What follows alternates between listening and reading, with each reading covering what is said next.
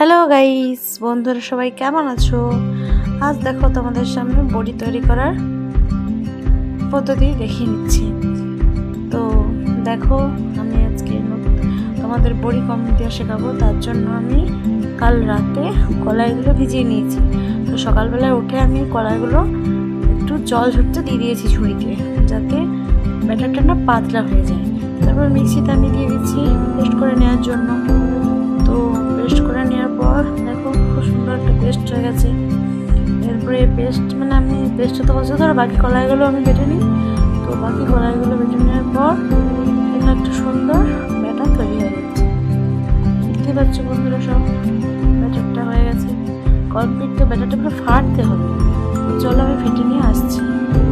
এরপরে দেখো তোমাদের সামনে আমি যেটাতে বড়ি দেবো সেই টিনগুলো আগে থেকে ধুয়ে আমি জল ঝরিয়ে রোদে শুকোতে দিয়েছি। এরপরে একটু তেল ব্রাশ করে নিতে হবে। জানি না কটা টিন লাগবে, বাট তাও আমি দুটো টিনে একটু বেশ তেল দিয়ে একটু রোদে দিচ্ছি, যাতে পরবর্তীকালে টিনটা ভালো করে গরম হয়ে যায় এবং বড়িগুলো দেওয়ার পর তুলে নেওয়ার সময় যাতে বড়িগুলো ভালোভাবে উঠে যায়, সেই জন্য আমি তেলটা দিয়ে একটু গুলিয়ে নিচ্ছি। তো খুব সুন্দর করে গুলিয়ে নিচ্ছি চারিধার, পরবর্তীকালে বড়িগুলো না তুলতে আমার কোনো সমস্যা হয়। দুটো টিনে আমি দেখো গুলিয়ে নিচ্ছি তেল।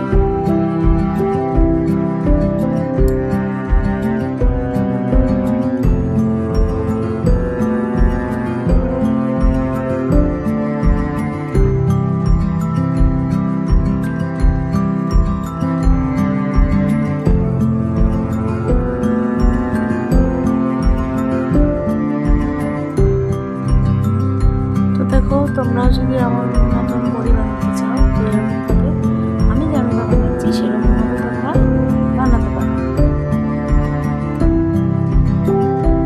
বড়িগুলো দেওয়ার পর ছোটো করে বড়ি দিই। যাই হোক, আগে তোমাদের দেওয়ার পরবর্তীকালে ভিডিওটা স্টার্ট করছি, তো সেই জন্য কিছু মনে করো না। তো দেখো বড়িগুলো দিচ্ছি, জানি না কেমন হচ্ছে, তোমরাই কমেন্ট করবে। দেখো ব্যাটারটা ফেটে নিয়েছি।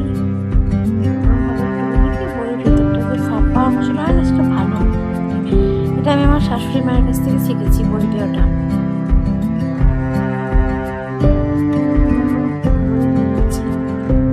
চলো আজ ভিডিওটা এই পর্যন্তই।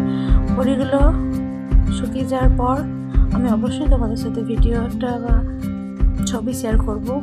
এখন বড়িগুলো আমি বসে বসে দিই এক এক করে। দেখতে তো পাচ্ছ বড়ি দেওয়া একটু